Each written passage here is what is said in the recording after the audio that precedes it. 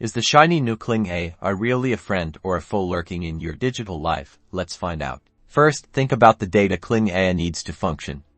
Does it ask for excessive personal information like your location, contacts, or browsing history? If it wants more than it needs, that's a red flag. Check the app permissions carefully. Are they related to the app's function?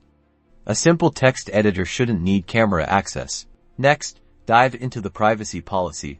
Look for plain language that explains how your data is used, who it's shared with, and how long it's stored.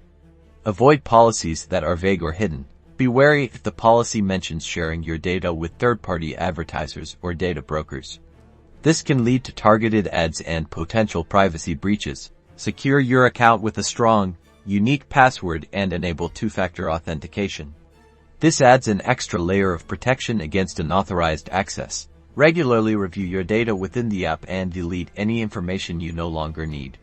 Also, check for options to limit data collection or opt out of personalized ads. Explore Kling Ai's settings. Look for privacy controls that allow you to customize your data sharing preferences. Stay informed about potential vulnerabilities and security breaches related to Kling Ai.